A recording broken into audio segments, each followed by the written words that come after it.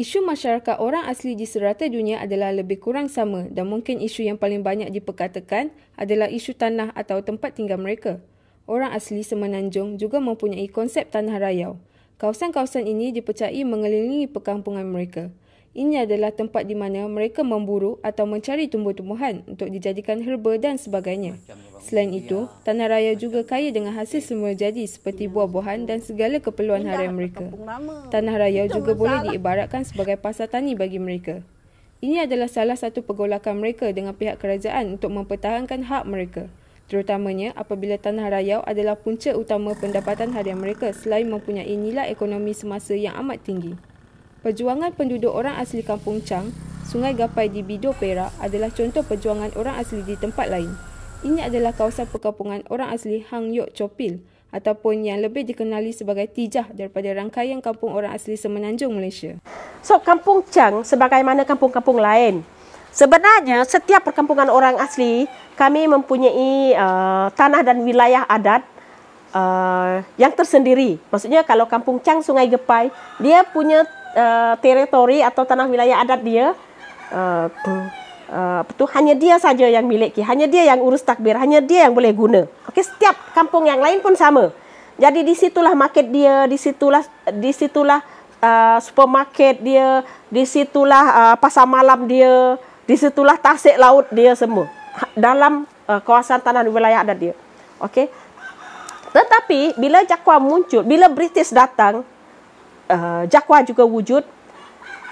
Kebanyakan perkampungan orang asli disukat dan mengikut keluasan tertentu. Maksudnya kalau Kampung Chang ini walaupun keluasan dia luas, besar, tapi yang kononnya telah dimohon untuk di-reserve pada sekitar tahun 60-an dulu, itu 300 lebih ekar. Sebab kawasan yang rumah tersusun ini pun 100 lebih ekar.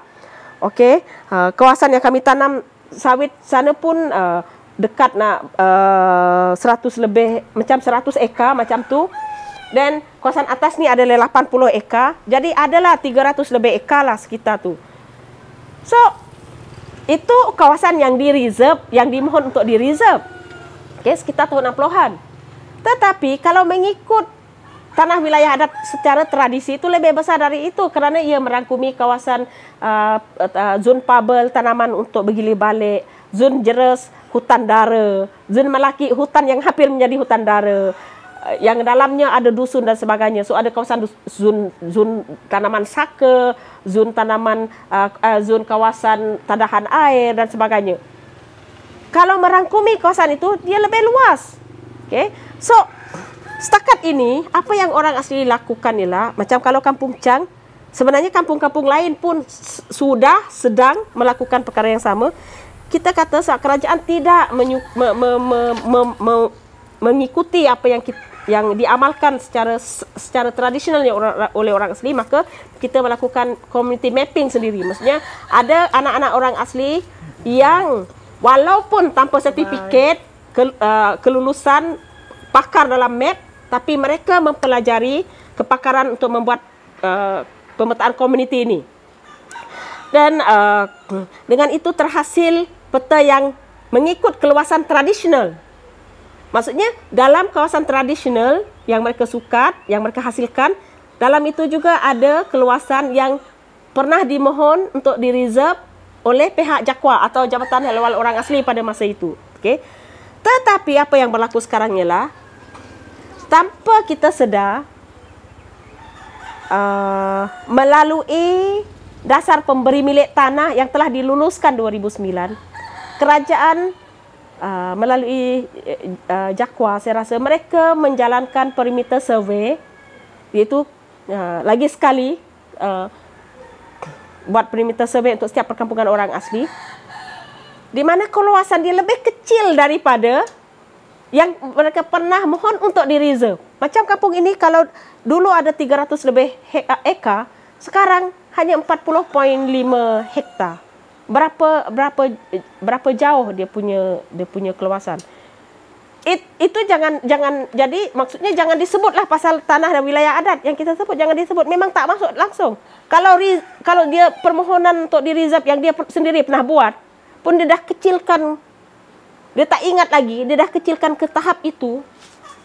maka habislah. So itu yang berlaku dengan Kampung Chang sekarang. Walaupun nampak macam semua orang bersenang lenang, pergi cari makan apa semua, tapi itulah situasi dia. Sekarang kita tunggu masa saja, sawit yang belakang pun bukan milik kita lagi.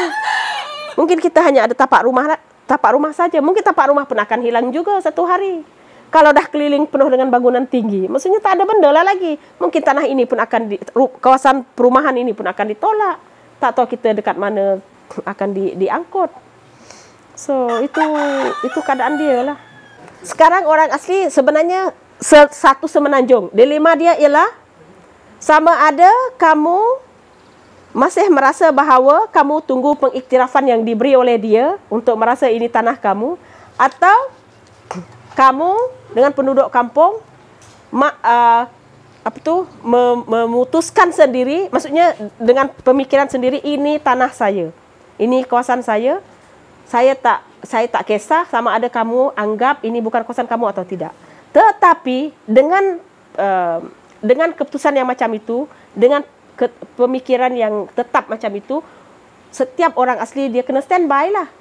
Standby untuk berhadapan dengan apa-apa kemungkinan. Contohnya kalau tiba-tiba kerajaan kata kawasan ini kita nak ambil demi kepentingan negara dan rakyat keseluruhan, kamu mesti keluar dari sini.